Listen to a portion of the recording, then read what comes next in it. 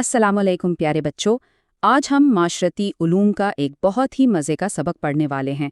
सबक का नाम है ज़राए आमद और रफ्त। अच्छा, ये क्या होता है? बहुत आसान है। इसका मतलब है सफ़र करने के अलग अलग तरीके, यानी वो सब गाड़ियाँ और रास्ते जिनसे हम लोग एक जगह से दूसरी जगह जाते हैं। तो चलें, सबक शुरू करने से पहले एक छोटी सी बात सोचते हैं। ठीक है, सब बच्चे सोचें, रोज स्कूल कैसे आते हैं? कोई बस में आता होगा, कोई गाड़ी में, और कुछ बच्चे शायद पैदल भी आते हों, है ना? अच्छा, एक और बात सोचें। हमारे घर में जो मज़े मज़े के फल और सब्जियां आती हैं, वो बाजार से घर तक का सफ़र कैसे करती हैं? जी हाँ, बिल्कुल सही सोचा। जिस बस या गाड़ी से स्कूल आते हैं और जिस ट्रक में फल आते हैं, उन सबको ही तो ज़राए आमद व रफ्त कहते हैं।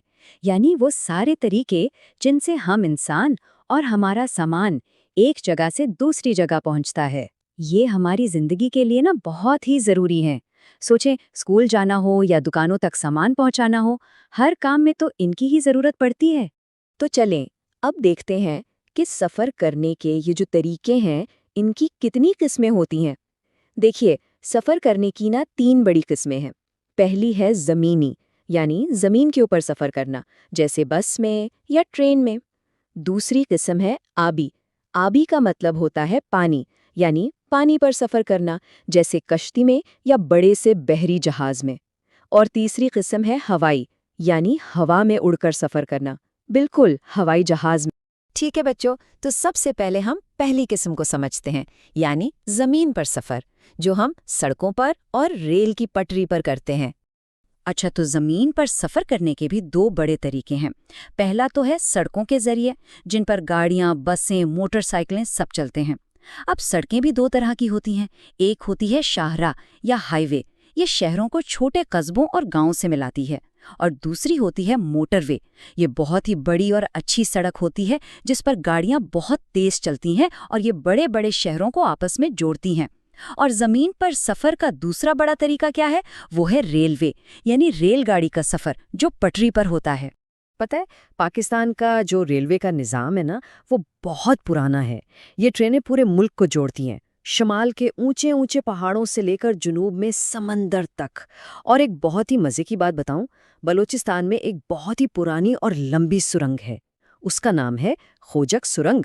ट्रेन सीधा पहाड़ के अंदर से होकर गुजरती है ना मज़े की बात? चलें जी, जमीन का सफर तो हो गया। अब हम चलते हैं पानी की दुनिया में। अब हम देखेंगे कि समंदर पर सफर कैसे होता है और ये दूसरे मुल्कों से सामान लाने ले जाने के लिए, जिसे तिजारत कहते हैं, इसके लिए इतना ज़रूरी क्यों है। देखें, समुद्र भी ना एक बहुत बड़ी सड़क की तरह है, जिस पर बड़े बड़े बाहरी जहाज चलते हैं। ये जहाज इतना सारा सामान एक मुल्क से दूसरे मुल्क लेकर जाते हैं। अच्छा, जिस तरह ट्रेन स्टेशन पर रुकती है, इसी तरह ये जहाज जिस जगह पर रुकते हैं और सामान उतारते चढ़ाते हैं, उसे बंदरगाह कहते हैं। हमारे मुल्क पाकिस्तान में भी बहुत अहम बंदरगाहें हैं, जैसे कराची में, बनकासिम में और ग्वादर में। अच्छा जी, जमीन और पानी का सफर तो हमने देख लिया। अब बारी है सफर के सबसे तेज रफ्तार तरीके की, यानी हवा में सफर। इसने तो जैसे पूरी दुनिया को जोड़कर बिल्कुल करीब कर दिया है। जिस तरह बसों के लिए बस स्टॉप और ट्रेन के लिए रेलवे स्टेशन होता है, वैसे ही हवाई जहाज के लिए हवाई अड्डा या एयरपोर्ट होता है, जहां से जहाज उड़ते हैं और उतरते हैं। ये भी दो तरह के होते हैं। एक होता है मुल्की हवाई अड्डा। मुल्की का मतलब है अपने ही मुल्क के अंदर। तो यहाँ से जहाज सिर्फ पाकिस्तान के एक शहर से दूसरे शहर जाते हैं, मिसाल के तौर पर लाहौर से कराची। और दूसरा होता है बैनुल अक़वामी हवाई अड्डा। बैनुल अक़वामी का मतलब है एक मुल्क से दूसरे मुल्क तक। तो यहाँ से जहाज दूसरे मुल्कों के लिए उड़ते हैं और वहाँ से आते भी हैं। तो बच्चों, हमने सफ़र के तीनों तरीके तो समझ लिए, ज़मीन का भी, पानी का भी और हवा का भी। लेकिन अब सवाल ये है कि ये हमारे लिए इतने ज़रूरी क्यों हैं? आखिर इनके क्या फ़ायदे हैं? चलें, अब इनके फ़ायदे देखते हैं। अच्छे रास्तों और गाड़ियों के ना बहुत सारे फ़ायदे होते हैं। जैसे फैक्ट्रियों को अपना सामान मिलता है तो वो चीज़ें बना पाती हैं। کسانوں کے کھیتوں سے تازہ تازہ سبزیاں اور پھل شہروں کی منڈیوں تک پہنچ جاتے ہیں۔ ایک ملک دوسرے ملک کو سامان بیچتا اور خریدتا ہے، جسے ہم تجارت کہتے ہیں، اور ہم سب لوگ بھی تو ملک کے خوبصورت علاقوں کی سیر کرنے جا سکتے ہیں۔ فائدے ابھی ختم نہیں ہوئے، اور بھی بہت سے ہیں۔ لوگوں کو کام اور نوکری کے لیے ایک شہر سے دوسرے شہر جانے میں آسانی ہو جاتی ہے۔ دور دور کے گاؤں کے بچے اسکول پہنچ پاتے ہیں، اور اگر کوئی بیمار ہو تو ہسپتال پہنچ سکتا ہے۔ ہمارے ملک کی حفاظت کرنے والی فوج بھی جلدی سے ایک جگہ سے دوسری جگہ پہنچ سکتی ہے، اور اگر اللہ نہ کرے کوئی مشکل آ جائے جیسے سیلاب یا زلزلہ، تو پھنسے ہوئے لوگوں تک مدد بھی بہت تیزی سے پہنچائی جا سکتی ہے۔ تو دیکھا، یہ ہماری زندگی کو کتنا آسان بناتے ہیں۔ اچھا، جہاں اتنے سارے فائدے ہیں نا، وہیں ان کے کچھ مسائل بھی ہوتے ہیں، یعنی کچھ مشکلات بھی پیدا ہو جاتی ہیں۔ چلیں اب دیکھتے ہیں کہ وہ مسائل کیا ہیں اور ہم انہیں کیسے ٹھیک کر سکتے ہیں۔ سوچیں، جب سڑکوں پر بہت ساری گاڑیاں اکٹھی ہو جائیں تو کیا ہوتا ہے؟ کئی مسئلے ہوتے ہیں۔ سب سے پہلے تو گاڑیوں کے دھوئیں سے ہوا گندی ہو جاتی ہے، اس سے ہم کہتے ہیں فضائی آلودگی۔ پھر سڑکوں پر اتنا رش ہو جاتا ہے کہ گاڑیاں چل ہی نہیں پاتی، یعنی ٹریفک جیم ہو جاتا ہے۔ اور کیا ہوتا ہے، کبھی کبھی تیز گاڑی چلانے سے حادثے بھی ہو جاتے ہیں، اور ہر طرف گاڑیوں کا شور، اس سے سکون بھی خراب ہوتا ہے۔ تو پھر ان سب مسئلوں کا حل کیا ہے؟ ایک بہت ہی اچھا حل ہے پبلک ٹرانسپورٹ، جیسے کہ میٹرو بس۔